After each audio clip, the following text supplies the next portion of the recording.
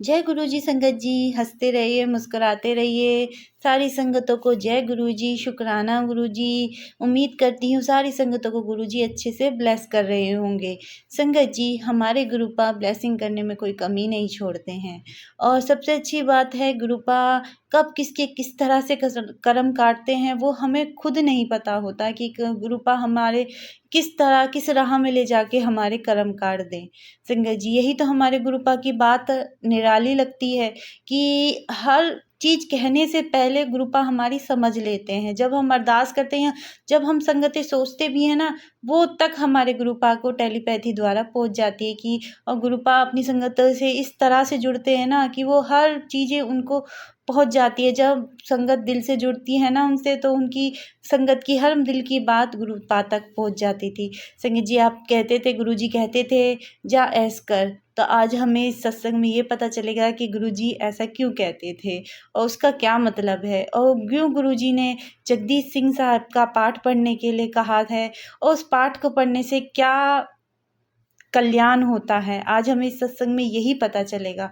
संगत जी, मैं आरती आंटी का एक बहुत ही पुराना ओल्ड सत्संग लेकर आई हूँ। बड़ी मुश्किल से मिला है। संगत जी से पूरा सुनना, ताकि गुरु जी की ब्लेसिंग और गुरु जी की कृपा सभी को मिल सके। संगत जी, और संगत जी, अगर मेरी वीडियो आपको अच्छी लगे तो प्लीज़ मेरे चैनल को लाइक और सब्सक्राइब कर दीजिए, ताकि मुझे भी ऐसी मोटिवेशन मिल सके कि मैं वीडियो बनाने और ऐसे सत्संग में ढूंढ कर आपको सुना सकूं, जिससे हमें गुरुपा से जुड़ने में हमारी मदद हो। क्योंकि हम गुरुपा को जानना है, हमें गुरुपा को जानना है। गुरुपा तो हमें जान जाते हैं संगत जी। हम क्या कर रहे हैं गुरुपा के लिए, हम उन्हें समझना है संगत जी, हमें जानना है, हमें जुड़ना है अपने गुरुपा से। बस हमें यही बात ध्यान रखनी है। आइए सुनते हैं आरती आंटी का बहुत ही प्यारा ब्लेसिंग भरा सत्संग। जय गुरु जी, शुक्राना गुरु जी। जय गुरु जी। सबसे पहले महाराज जी का बहुत बहुत शुक्राना कि महाराज अपना ही सत्संग देकर हमें अपना ही गुणगान कराने की कृपा करते हैं हम पर, और इससे भी हमारा कल्याण होता है। मतलब हर तरफ से कल्याण ही कल्याण है। और आप सब जो प्लेटफॉर्म चलाते हैं, आप सबका भी बहुत बहुत शुक्राना। आप सबकी मेहनत का बहुत शुक्राना। मैं गुरुजी के पास सबसे पहले 2004 में गई थी। वो जस्ट बाय चांस, हमें जो लगता है बाय चांस था। ऑफ कोर्स कोई चांस नहीं, महाराज की प्लानिंग होती है, महाराज का बुलावा होता है। हमारा घर और छोटा मंदिर सिर्फ 10 मिनट की दूरी पे है। उस समय तो हमें लगता था कि हम कहाँ आके रहते हैं, यहाँ कोई आसपास रहता नहीं था। अभी भी थोड़ा कम ही लोग रहते हैं आसपास। बट ये मेरी जिंदगी की सबसे बड़ी ब्लेसिंग है कि इतने अच्छी जगह पर रहते हैं कि महाराज बिल्कुल पास है। कि हम भी जरा दिल्ली से बाहर जाते हैं ज्यादा, तो फिर अपने घर की याद आती है, क्योंकि अपने महाराज ऐसे लगते हैं कि महाराज यहाँ रहते हैं हमारे पास, ऐसा फीलिंग है। आई एम श्योर महाराज हर जगह, हम छुट्टी पे भी जाते हैं तो भी साथ हैं। तो जब हम पहली बार गए गुरु जी के पास, मेरे बच्चे स्कूल में पढ़ते थे, मेरी मदर इन लॉ होती थी साथ में, एंड मेरे हस्बैंड। हम जाते थे, कभी कोई 2, कभी 3, कभी हम चारों इकट्ठे, ऐसे बनता था ग्रुप। मेरे हस्बैंड के ऊपर एक बहुत बड़ी उस टाइम प्रॉब्लम ही लगती है, उस टाइम की प्रॉब्लम लगती है, बहुत बड़ी होती है। बाद में लगता है कि आप, ये तो एक ब्लेसिंग ही थी, बिकॉज ये बात हमें गुरुजी के पास ले गई, ये मांग। हमारा एक घर चंडीगढ़ में है जो हमने रेंट पे दिया हुआ था, और हमने वो जिनको दिया था वो बहुत पावरफुल थे पॉलिटिकली। ये हमसे गलती हुई और उनकी नीयत बदल गई थी। उन्होंने हमें हमारा घर वापस देने की इंटेंशन नहीं थी। एंड मेरे हस्बैंड बहुत अपसेट थे इस बात के लिए, और इस बात का असर उनकी हेल्थ पे हो रहा था। मुझे घर की चिंता नहीं थी जितनी अपने हस्बैंड की हेल्थ की चिंता थी, बिकॉज वो बड़े सेंसिटिव इंसान हैं। जब वो महाराज पास गए, तो महाराज एक्चुअली उनको बहुत प्यार करते थे, उनको कहते थे आजा सरदारा, ऐसे करके उनको बुलाते थे प्यार से। एंड फिर गुरुजी ने उनसे पूछा कि क्या प्रॉब्लम है। नेचुरली गुरुजी को पहले ही पता था, बुलाया ही इसीलिए था। एंड मेरे हस्बैंड ने कहा कि हमारा वो घर है वो ऐसे है। एंड मेरे हस्बैंड बहुत चक्कर मार चुके थे, बहुत कोशिश कर चुके थे अपनी तरफ से। गुरुजी ने कहा कि आपको ये तनु ये घर 2 महीने बाद मिल जाएगा। अब उस टाइम तो हमारा ऐसा फेथ ही नहीं था, हमने सोचा ये ऐसे ही कह रहे हैं, 2 महीने में ये इतनी इम्पॉसिबल चीज कैसे हो पाएगी। बट 2 महीने बाद उनकी पेपर वर्क में उनसे कोई गलती हुई और उनको बाय कोर्ट ऑर्डर दिया गया कि they have to vacate the house. जब महाराज को मेरे हस्बैंड ने बताया घर के बारे, तो सबसे अमेजिंग बात यह है कि गुरुजी को हमारी सारी नेबरहुड पता थी कि लेफ्ट साइड में ये है, राइट साइड में वो रहते हैं, दो चार कोठी छोड़ के उनका भी घर है। उस टाइम मन में ये आता है, बिकॉज फेथ कम था एंड क्वेश्चनिंग ज्यादा थी। तो उस टाइम ये था कि शायद गुरुजी चंडीगढ़ से हैं, इसीलिए वो इस एरिया को शायद जानते होंगे। ये था, ये मेरे हस्बैंड का था। जब मेरी मदर इन लॉ में हमारे साथ गई थी तो उनके लिए एक बहुत बड़ी सर्जरी बताई गई थी, ओपन हार्ट सर्जरी थी हार्ट की। एंड उनका बिल्कुल मन नहीं था कि वो कराए सर्जरी। तो उन्होंने जैसे शिकायत करते हैं वैसे गुरुजी को बोला कि ये सब, मतलब हमारी तरफ इशारा करके ये कहते मेरी सर्जरी करानी है। तो गुरुजी कहते कोई लोड़ नहीं। तो नेचुरली मेरी मदर इन लॉ बहुत खुश हुई। एंड गुरुजी की ये करनी ऐसी थी कि जब तक मेरी मदर इन लॉ अलाइव थी, गुरुजी ने उन्हें इतनी अच्छी फूलों की तरह हाथों में रख के उनको जैसे रखा था। एंड वो लास्ट मिनट तक हंसती खेलती गई हैं। उनको भी नहीं पता था कि ये मेरा लास्ट मोमेंट आ गया है। उनको इतनी भी तकलीफ नहीं होने दी महाराज ने। मेरे दोनों बेटे हमारे साथ जाते थे, स्कूल में पढ़ते थे। उन्होंने कुछ अपने मन में होगा, मांगा भी होगा या नहीं भी मांगा होगा, आई डोंट नो। बट ये है कि दोनों बच्चों को महाराज ने लंगर खिला के उन पे दृष्टि डाल के बहुत ब्लेस किया। मेरा छोटा बेटा पढ़ाई में एवरेज था एंड मुझे इसकी थोड़ी पढ़ाई की चिंता रहती थी, लेकिन मुझे कहीं से कुछ समझ थी, महाराज ने डाली होगी, कि जब ये क्लास 10 में आया तो इसके बोर्ड से पहले मैं पाठ करती थी सुखमनी साहिब का। एंड मुझे नहीं पता था मैं जल बना रही हूँ गुरुजी का, जल प्रसाद। मेरे पास एक किचन था जो मैं उस कप पानी के कप में डाल के पाठ करती थी। बाद में मैं उसको वो पिला देती थी। सो अब जब वो क्लास 10 के रिजल्ट्स आए, उस बच्चे ने बहुत अच्छे किया। क्लास 12 में और अच्छा किया एंड अपने मनपसंद कॉलेज में उसको एडमिशन मिली। Throughout under grade and post grade उसको स्कॉलरशिप्स मिली। ये चीज मैंने अपने सपने में भी नहीं सोची थी कि ऐसे हो सकता है इस बच्चे के साथ। लास्ट में इसने इवन पीएचडी के लिए एनरोल किया, अपना थीसिस लिख लिया।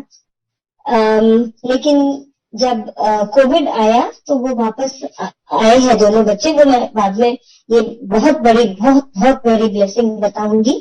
सो महाराज की ब्लेसिंग्स ऐसी है कि एक बार आज तक हमें दिखती हैं। जब मैं गुरुजी महाराज के आगे मत्था टेकती थी तो महाराज हमेशा मुझे कहते थे, हमेशा तू ऐश कर। मैंने सोचा कि महाराज सबको तू ऐश कर कहते होंगे, सो मैंने इस बात को ज्यादा सीरियसली नहीं लिया।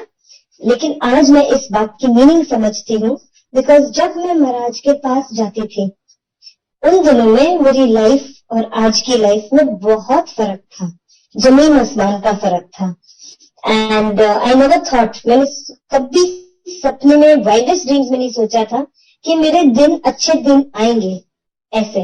एंड मैं महाराज से कुछ नहीं मांगती थी, इसलिए ये नहीं कि मुझे मंगो नहीं मनो वाली बात नहीं थी, क्योंकि मैं बहुत गुरु नानक देव जी एंड मेरे 10 गुरु गोविंद सिंह जी इनकी इनको मानती थी। इनके मैं सारा टाइम शब्द पाठ करती थी एंड सारे सिख प्रेयर्स को सीखने की कोशिश करती थी, शब्द गुरबानी सुनती थी और मेरी कनेक्शन बहुत स्ट्रांग था। और साइड बाय साइड मैं साईं बाबा को मानती थी। तो मैं ये सोचती थी अगर मैं गुरु के पास जा जाके अलग अलग गुरुओं से मांगती रहूंगी तो ये ठीक नहीं होगा। इस कारण मैंने मांगा कुछ नहीं, बट ये नहीं पता था कि जो गुरुओं को मैं अलग समझती थी, ये तो ये गुरुजी ही सब कुछ एक ही गुरु है, बस ये ही है। सो अपने आप मैं ये भी बताऊंगी कि कैसे गुरुजी ने दिखाया मुझे, एक्चुअली विजुअल दिखाया कि कैसे सारे सब एक हैं। एंड आज तो मैं सिर्फ गुरुजी के पास आती हूँ, गुरुजी को मानती हूँ और गुरुजी से मांगती भी हूँ। कभी कभी मांग के फिर कहती हूँ नहीं महाराज मुझे मांगना नहीं चाहिए, बिकॉज आपको ज्यादा पता है कि मेरे लिए क्या ठीक है। सो सॉरी मैंने ये मांगा, मगर अब सॉरी नहीं मांगूंगी, ऐसे करके फिर मैं वापस ले लेती हूँ। सो उन दिनों में हम गुरुजी को जानने की कोशिश करते थे। सो बहुत कुछ देख रहे थे जिससे फेथ बनता था एंड फिर थोड़ा डाउट भी चलता था माइंड में एंड ये चल रहा था। सो ऐसे एक मैं आपको एक एग्जांपल देती हूँ। मेरे हस्बैंड के जो मैनेजर थे, उनका बेटा बहुत ज्यादा सीरियस हो गया था। उसके सारे नर्व्स सारे नर्व्स डेड हो रहे थे, पैरों के, फिर वो ऊपर आ रहा था, नीज तक, फिर लेग्स तक, फिर नेक तक आ गया था। बिल्कुल उसके नर्व्स काम नहीं कर रहे थे। एंड वो जो उनका फादर था, मतलब जिनका जो बच्चे का फादर था, वो किसी भी भगवान में या गुरु में विश्वास नहीं करता था। लेकिन जब उन्होंने ये बच्चे को एडमिट किया हॉस्पिटल में, तो डॉक्टर्स ने बोला हमारे पास अब कोई इलाज नहीं है, बिकॉज जैसे ये चीज राइज कर रही है तो ये जब तक इसके हेड तक चला जाएगा देन इट इज ओवर, सब खत्म हो जाएगा। सो हॉस्पिटल के डॉक्टर ने, कोई लेडी डॉक्टर थे, उन्होंने गुरुजी की एक छोटा सा स्वरूप दिया और उनको बोला कि आप ये पिलो के नीचे रख दो। अब वो कहता था मैं मानता तो नहीं था, पर मैंने किया बिकॉज मैंने सोचा कि शायद चलो ये भी करके देखते हैं। लेकिन आज वो कहते हैं वो रखने की देर थी, मेरा बेटा ठीक होता गया, धीरे धीरे इतना बढ़िया हो गया, इतना ठीक हो गया कि वो बैक टू स्कूल, सब कुछ नॉर्मल हो गया। हमेशा वो बच्चा फर्स्ट आता था। आज वो कनाडा में सेटल्ड है और गुरुजी की कृपा कभी मतलब छोड़ती नहीं है तुम्हें। अब वो बच्चा जो जहां रहता है, उसको कोई जिनका टेनेंट है, वो इसका ध्यान बेटे की तरह रखते हैं, उसको खाना इंडियन खिलाते हैं, ये उनका ध्यान रखता है क्योंकि वो ओल्ड कपल है, वो इसका ध्यान रखते हैं। सो ये कौन करता है कि कहाँ तुम इतनी दूर जाके रह रहे हो और कोई तुम्हें ऐसे मिल गया जो तुम्हें परिवार की तरह देख रहे हैं।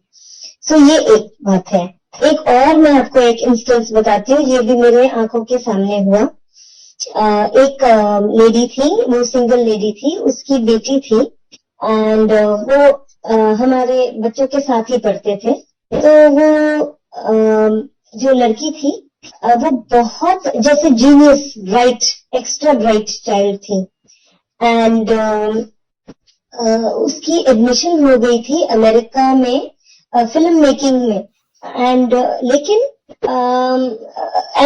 उसके पास 100% स्कॉलरशिप थी, मतलब एवरीथिंग, उसकी फूड, उसका खाना, उसका रहना, उसका पढ़ाई सब कुछ फ्री होना था। लेकिन ये लड़की एनोरेक्सिक थी, उसका वेट कुछ 45 kg था। एंड उन्होंने अमेरिका के उन्होंने लिख के दिया कि अगर ये इसका वेट 5 किलो नहीं बढ़ता तो हम इसको एडमिशन नहीं देंगे, बिकॉज हमारे बिल्स तो इसके हॉस्पिटल के बिल्स में, हमारे पैसे तो इसके हॉस्पिटल बिल्स में चले जाएंगे। मुझे पता था गुरुजी कि यहाँ पर सब कुछ मिलता है, ये मुझे पक्का पता था। मैंने गुरुजी के बड़े मंदिर में गई थी और वहां पर मैंने अरदास करी। मैंने कहा गुरुजी ये बच्चे को ठीक कर दो। हाँ, बाय चांस ये हमारे पास रहने आए थे ये फैमिली। तो जब मैंने वहां अरदास करी और मैंने कहा इसका थोड़ा वेट बढ़ जाए, ये चली जाए, बिकॉज माँ भी सिंगल है। जब मैं घर आई तो मैंने ऐसे ही लाइट ऑफ डिविनिटी खोली कि गुरुजी ने मेरी अरदास सुनी है, देखते क्या कोई मैसेज आता है कोई। एंड मैंने जो फर्स्ट सेंटेंस जो पेज खोल के पढ़ा उसमें आया गर्ल पुट्स ऑन वेट। मुझे पता था कि गुरुजी ने मेरी अरदास सुन ली एंड वो बच्चा वेट पुट ऑन करके बाहर गया और आज उसको एकेडमी अवार्ड्स मिलते हैं। वो इतना, मतलब गुरुजी की ब्लेसिंग एंड तक चलती है साथ में। और भी एक और ऐसे ही मेरे आंखों के सामने की बात है, एक और लड़की थी, उसके सारे ऑर्गन्स फेल हो गए थे। वो 6-8 महीने से स्कूल नहीं गई थी। एंड उसके नहीं, फिर वो ये बात मुझे नहीं पता था कि वो ऐसे हुआ है इसके साथ। तो मैं उसके पेरेंट्स को जानती थी। तो एक दिन बड़े मंदिर में उसके पेरेंट्स और वो बच्चा मिला। तो मैंने ऐसे ही क्यूरियोसिटी में पूछा कि ये आप बड़े मंदिर आते हो, आपको गुरुजी आपके साथ कोई एक्सपीरियंस हुआ है? तो वो कहते हैं ये जो लड़की हमारे साथ चल रही है ना, ये इसकी ये स्टोरी है कि इसके सारे ऑर्गन्स फेल हो गए थे, ये बेड से उठ नहीं पाती थी, बाथरूम तक भी नहीं जा सकती थी एंड डॉक्टर्स ने जवाब दे दिया था। तो किसी ने हमें कहा कि आप छोटे मंदिर चले जाओ, वहां गुरुजी रहते हैं और बच्चे के लिए ब्लेसिंग्स उनसे अरदास करो। तो जब ये गुरुजी पास गए तो गुरुजी ने इनको सिर्फ एक बात कही, इतनी इजी बात, बिकॉज वो सरदार कपल था तो सरदारों के लिए बहुत इजी है। गुरुजी ने कहा आप घर जाओ और जपजी साहब का पाठ किया करो। वो कहते हैं कि हमने एक बार गुरुजी के कहने पे सिर्फ फर्स्ट टाइम जब जपजी साहब का पाठ किया तो वो बच्चा उठ के बाथरूम अपने आप गया और उस दिन के बाद वो ठीक होती गई। एंड ये देखो हमारे साथ ये बच्चा घूम रहा है। ये सारा कुछ मैं देख रही थी और फिर भी मैं अपने आप को रिजर्व कर रही थी। और ये भी हम सोचते थे कि गुरुजी सिर्फ हेल्थ देते हैं, ये नहीं पता था गुरुजी सभी कुछ करते हैं। वो तो आज हम खुद एक्सपीरियंस कर रहे हैं कि गुरुजी आपकी सोच चेंज कर देते हैं। गुरुजी आपको हर तरह से आपके अंग संग होके आपके साथ रह के आपकी हर चीज का ध्यान रखते हैं।